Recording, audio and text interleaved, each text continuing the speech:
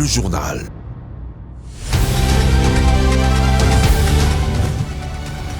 Très heureuse de vous retrouver pour le compte de cette grande édition du journal sur Mandico Télévision, dont voici le sommaire. Passation de commandement à l'état-major général de FARDC en présence du chef de l'État, Félix Tshisekedi. Le lieutenant-général Célestin Mbala Moussensé cède le bâton de commandement au lieutenant-général Christian Chiwewe Songesha. La motion de défiance contre Chérubin Okende, ministre de Transport issu d'ensemble de Moïse Katumbi, totalise déjà 60 signatures de députés nationaux. Le sort de ces ministres est sur la corde raide. Le quartier Mbala, dans la commune de Selembao, est menacé de disparaître de la carte géographique de Kinshasa. Si rien n'est fait avec la saison de pluie, c'en est fini. Merci pour votre attention.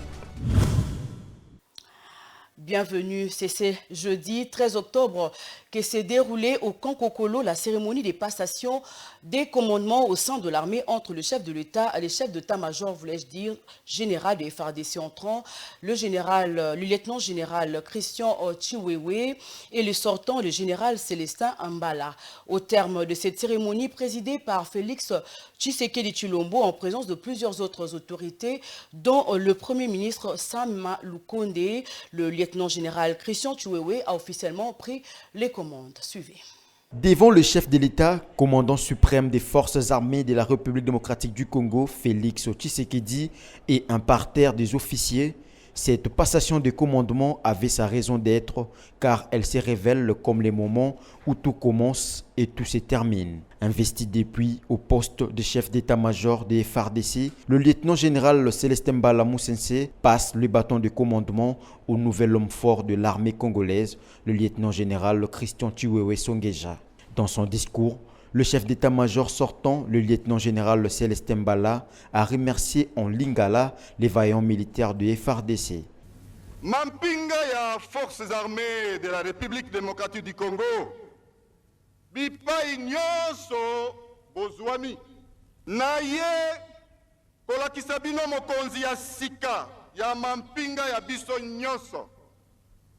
Kobanda lelo, mokonzi ya bino oyo akomboli ngai lelo ezali lieutenant général Chiwewe Songesha Christian.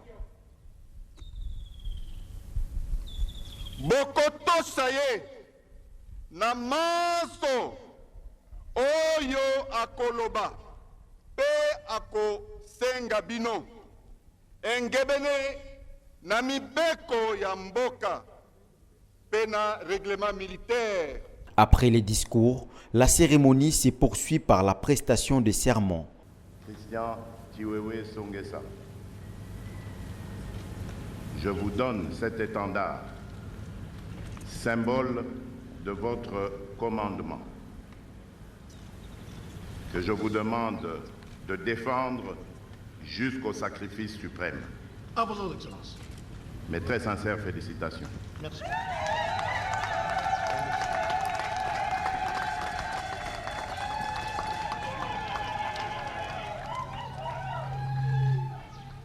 La prestation des serments s'est suivie d'un défilé militaire, symbole des prises d'armes, afin d'exhiber la force militaire apparente d'une nation. Le nouveau chef d'état-major retrouve sur sa table des dossiers sécuritaires d'une importance capitale, notamment l'occupation de Bunagana par les rebelles du M23 et la tension entre Kinshasa et Kigali, pour ne citer que cela. À noter que le mercredi 12 octobre, le nouveau chef d'état-major avait pris officiellement ses fonctions à l'issue de la cérémonie des remises et reprises avec son prédécesseur. C'est à la suite du rapport réservé au chef de l'État par le Premier ministre au sujet de l'avenir de l'État de siège dans le province du Nord Kivu et de l'Ituri qu'il a été décidé d'une table ronde concernant la poursuite ou la levée de cette mesure se tiendra en novembre. En y participeront la société civile et d'autres concernés. Par ailleurs, le président de la République, Félix Antoine Tshisekedi, a réuni à cet effet pendant 3 heures les élus de l'Ituri et ceux du Nord Kivu pour faire aussi le point de la situation sur terrain. Tous les groupes armés opérant à l'est de la RDC doivent résolument s'engager dans le processus politique de dialogue de Nairobi, facilité par le Kenya. Telle est la recommandation principale de l'envoyé spécial du secrétaire général des Nations Unies dans le Grand Lac, M. Wang Xia, qui a échangé le mercredi 12 octobre 2022 avec le Premier ministre Jean-Michel Sama Lukonde. Au sortir de l'audience avec le chef du gouvernement, l'envoyé spécial s'est exprimé. Regardez. Vif remerciement au Premier ministre qui a bien voulu partager avec nous sa lecture sur la situation politique et sécuritaire dans la région, ses observations sur les grands dossiers de la région des Grands Lacs. Cela nous aide fortement pour notre travail, surtout à préparer ma communication au Conseil de sécurité. Et donc nous avons une vision plus claire sur les choses, sur les défis, sur les difficultés. Et nous sommes aussi encouragés par cette analyse encourageante du Premier ministre pour voir comment mieux gérer tous ces dossiers de paix et de sécurité. Poursuivant ce journal, un groupe de députés nationaux a déposé ce mercredi 12 octobre une motion de défiance contre Chérubin Okende, ministre du Transport, voie des communications et désenclavement. Les initiateurs de cette démarche reprochent à ses membres du gouvernement pro-Moïse Katumbi l'incompétence, l'amateurisme, les manques de vision dans son secteur, l'intrusion dans la gestion des entreprises publiques sous sa tutelle. À ces stades, une question se pose: est-ce un règlement de compte ou une démarche constitutionnelle? Élément de réponse dans ce reportage de Vini Ngali. Il s'agit d'une motion de défiance contre le ministre des Transports, voie de communication et désenclavement. Cette motion de défiance contre Chérubin Okende survient au moment où une fronde se dessine à l'Union sacrée après la sortie médiatique du porte-parole du président de l'Ensemble pour la République autour de l'appartenance de Moïse Katumbi et son parti à la nouvelle majorité parlementaire pro-Félix Tshisekedi créée à la suite de la liquidation de la coalition FCC-Cash en décembre 2020. Le mercredi 12 octobre, tard dans la soirée, une trentaine de députés nationaux de la formation de l'ex-gouverneur du Katanga ont fait allégeance au président de la République et ont juré de soutenir le candidat Félix Tshisekedi lors de la présidentielle de 2023. Notre courant salue les discours du président de la République, chef de l'État à la tribune de la 77e session de l'Assemblée générale des Nations Unies, au cours duquel il a défendu magistralement la souveraineté de la République démocratique du Congo face aux convoitises de ses voisins et des puissances étrangères. Face à cette réalité, l'opinion se plonge dans l'impasse. Selon les sources, Chérubin Okende étant l'un de ceux qui continuent à faire allégeance à Moïse Katumbi, doit-on dès lors penser à un règlement des comptes ou un acharnement au regard de sa position vis-à-vis de l'homme de Kachobwe? Le ministre des Transports, voie des communications et désenclavement paierait-il de sa loyauté à son mentor dès l'instant que son nom ne figure pas encore sur la liste de membres d'Ensemble pour la République qui se sont désolidarisés de la ligne du parti? Autant de questions, tant d'autres qui traversent les esprits dans la population et les salons politiques. Quoi qu'il en dise, les différentes démarches qui visent Chérubin Okende à l'Assemblée nationale rentrent dans les cadres du contrôle parlementaire, laissent planer l'ombre de mauvais augure dès lors qu'elles interviennent dans un contexte politique de plus en plus marqué par l'imminence du remaniement du gouvernement Sama Lukonde. Il faut noter que depuis un certain temps, les relations entre Moïse Katumbi et Félix Tshisekedi se refroidissent davantage. Un refroidissement qui risquerait d'avoir des répercussions dans les gouvernements Samba Lukonde. Une question orale avec débat est adressée au vice-premier ministre, ministre des Affaires étrangères au sujet de nos relations diplomatiques avec la République populaire de Chine. La question orale avec débat a été déposée au bureau de l'Assemblée nationale par le député national Eliezer Tamboué. Suivez-le au micro. Nous avons en séjour déposé une question orale avec débat adressée à son Excellence, M. les vice-premiers ministres et ministres des Affaires étrangères. En rapport avec nos relations, nous voulons voir clair en ce qui concerne nos relations avec la Chine, parce que ça fait plus de 3 ans aujourd'hui depuis que la Chine nous a fermé les frontières.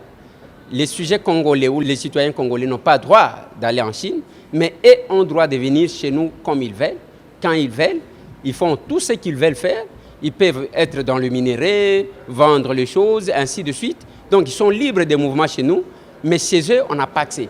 Voilà pourquoi nous avons estimé que, par raison de réciprocité, il fallait que le vice-premier ministre, ministre des Affaires étrangères, puisse nous donner des éléments clairs entre nos relations. Parce qu'on ne peut pas comprendre, plus de 3 ans, nous, on n'a pas accès en Chine, mais eux ont accès chez nous.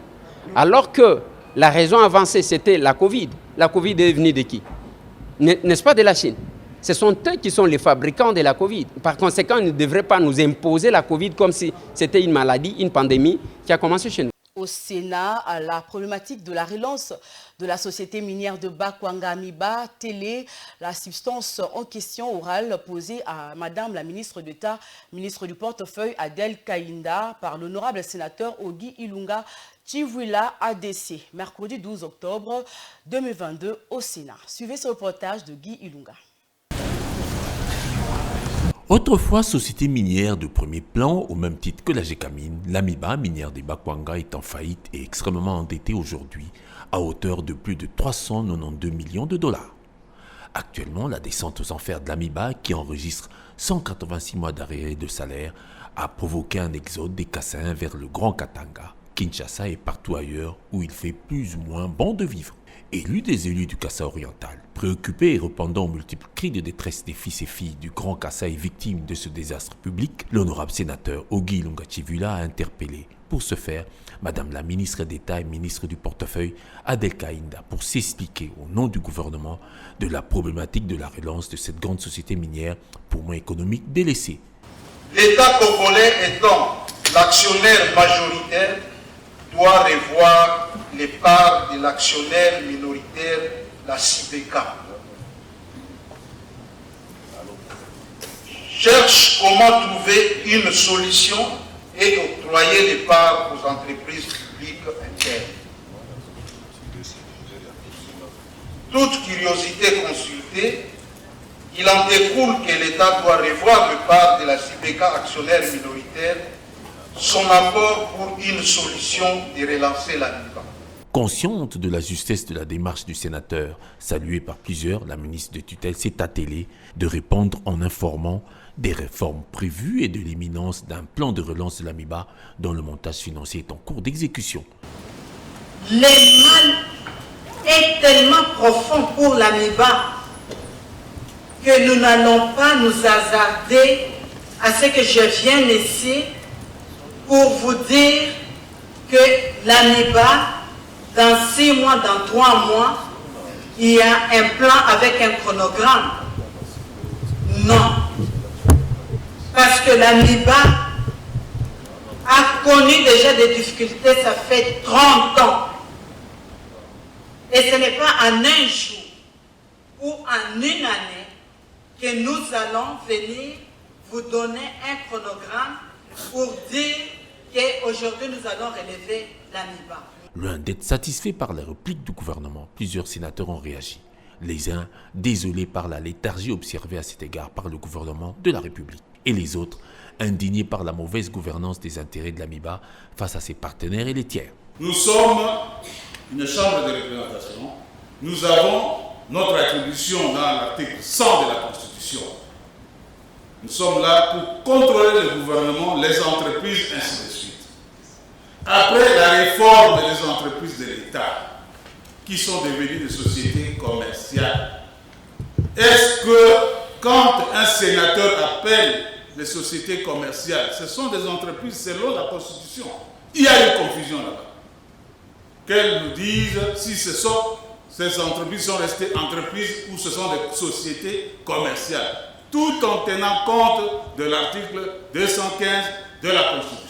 Ainsi exprimé, la ministre a pris acte de toutes les recommandations formulées par les honorables sénateurs et assuré de la détermination personnelle du président de la République et du devoir du gouvernement combiné de rencontrer les attentes des populations du Grand Kasaï en général et celles du Kasaï oriental en particulier pour rétablir l'AMIBA et voir comment effectuer toutes les réformes envisagées. Ce qui laisse l'auteur de la question orale, l'honorable Ogi Lungachivula, et la majorité de ses collègues sénateurs encore plus pressés des actions plus urgentes et immédiates des autorités concernées.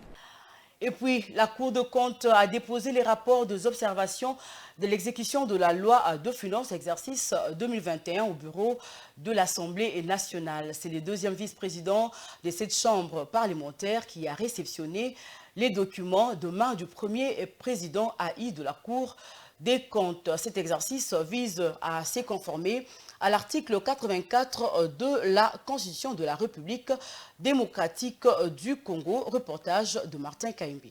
C'est pour se conformer à l'article 84 de la Constitution qu'une délégation de la Cour des comptes a déposé au bureau de l'Assemblée nationale les observations faites dans l'exécution de la loi de finances exercice 2021. C'est le deuxième vice-président de la Chambre basse du Parlement qui a réceptionné ces rapports. Le chef de la délégation de la Cour des comptes, M. Guy Chipata, a expliqué la tâche que joue sa structure dans l'accompagnement du Parlement dans son rôle de l'autorité budgétaire. La Cour soumet à l'Assemblée nationale les rapports contenant les observations de la loi des finances de l'exercice clos. Nous nous sommes livrés à cet exercice durant cette année. Nous avons examiné la loi portant reddition des comptes.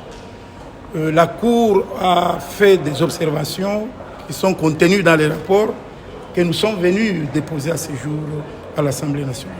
Je crois que le rapport sera mis à la disposition du public. C'est là où vous allez comprendre que la Cour fait son travail sans aucune interférence. C'est un document officiel, il sera mis sur la place publique. Vous allez juger vous-même si la Cour fait le travail avec complaisance ou en toute indépendance. Vous le verrez. Et ici, de relever ici que la Cour joue un rôle important dans ces pays. La session de septembre, c'est une session essentiellement budgétaire. Sans le rapport de la Cour des comptes, la machine sera bloquée. Il faut noter que le travail de la Cour des comptes permettra à l'Assemblée nationale d'examiner le projet de loi de finances exercice 2023. En société, le quartier Mbala, dans la commune de Selimba, menacé de disparition de suite d'une érosion qui date de plus de 3 ans déjà. Impuissants devant le drame causé par ces fléaux, les occupants de ce coin ont réagi au micro de Jocely Massiala et Vité Mpanzu. On espérait voir ces situations résolues, vu différentes descentes effectuées ici par les autorités qui avaient fait venir les Chinois pour le début des travaux. Malheureusement, rien n'est fait jusqu'à présent. Les pluies ont commencé. Je ne sais prendre les précautions, ni même pour déménager d'ici, par manque de garanties locatives. Je demande au président de la République de songer à nous. Qu'on nous trouve la solution. Cette érosion trouble notre quiétude. Moi, par exemple, j'ai perdu ma mère à cause de cette érosion. Cette érosion ici ne débute pas aujourd'hui. Ça date de 3 à 4 ans. Mais nous n'avons aucune solution. Seulement, au début des pluies, ils ont commencé à jeter des immondices ici. Je ne vois pas la solution vraiment. Alors, l'autre fois, nous avons vu les Chinois venir ici avec toute intimidation. Ils ont entré dans les fossés et voir tout consort. Mais nous voyons aucun résultat. En dehors de nos frontières, pour l'actualité africaine, dans ce journal, au Tchad, le président de la transition, Mahamat Déby Itno, vient de nommer une figure emblématique de l'opposition, Saleh Kebzabo, 75 ans, comme Premier ministre pour les 2 ans de la transition. Qui est ce nouveau chef qui va former le gouvernement de la transition tchadienne? Son portrait dans cet élément de nos confrères de TV5 Monde. Suivez. Un nouveau Premier ministre au visage bien connu. Saleh Kebzabo a été durant ces 2 dernières décennies l'un des plus farouches opposants à l'ancien président Idriss Déby. L'homme de 75 ans a un CV bien rempli. Après une enfance au Cameroun, il se rend à Paris pour étudier le journalisme. Il commence sa carrière à l'agence tchadienne de presse avant de devenir correspondant à Dakar, puis à Yaoundé pendant 5 ans. Mais c'est en 1992 qu'il entame sa carrière politique au Tchad, en créant l'UNDR, le principal parti d'opposition qu'il dirigera pendant plus de 20 ans. Député, il entre au gouvernement comme ministre à plusieurs reprises lorsque son parti signe un accord avec celui du président Idriss Déby. Il finira par claquer la porte en 1996. Pendant plus de 15 ans, il s'oppose à Idriss Déby qui dirigea le pays pendant 3 décennies. 4 fois candidat à la présidentielle, il appelle en 2021 à des élections démocratiques. Le peuple veut retrouver sa liberté, sa dignité, son indépendance, sa faculté d'aller à une élection pour choisir le président de son choix et non pas celui qu'on lui impose. Mais l'an dernier, après la mort soudaine d'Idriss Déby, tué au front par des rebelles, l'armée place son fils à la tête du pays. Mahamad Déby nomme alors Saleh Kebzabo, vice-président du comité d'organisation du dialogue national, chargé d'accompagner le processus de transition de 18 mois qui doit mener à la tenue d'élections libres et démocratiques. Une démarche critiquée par une grande partie de l'opposition et par les principaux mouvements rebelles. Ces derniers reprochent à Saleh Kebzabo d'avoir prolongé de 2 ans la transition, contrairement à un engagement pris devant la communauté internationale. Voilà, c'est par ici que nous bouclons complètement cette édition du journal sur Mondico Télévision, mais avant tout, place au rappel des titres. Passation de commandement à l'état-major général de FARDC en présence du chef de l'État, Félix Tshisekedi. Le lieutenant-général Célestin Mbala Moussensé cède le bâton de commandement au lieutenant-général Christian Chiwewe Songesha. La motion de défiance contre Chérubin Okende, ministre de Transport issu d'ensemble de Moïse Katumbi, totalise déjà 60 signatures de députés nationaux. Le sort de ces ministres est sur la corde raide. Le quartier Mbala, dans la commune de Selembao, est menacé de disparaître de la carte géographique de Kinshasa. Si rien n'est fait avec la saison de pluie, c'en est fini. Merci pour votre attention. Ce journal est terminé. Madame, Monsieur, merci de votre attention. Je vous retrouve demain avec le même plaisir. D'ici là, bonne détente sur Mondico Télévision. Au revoir.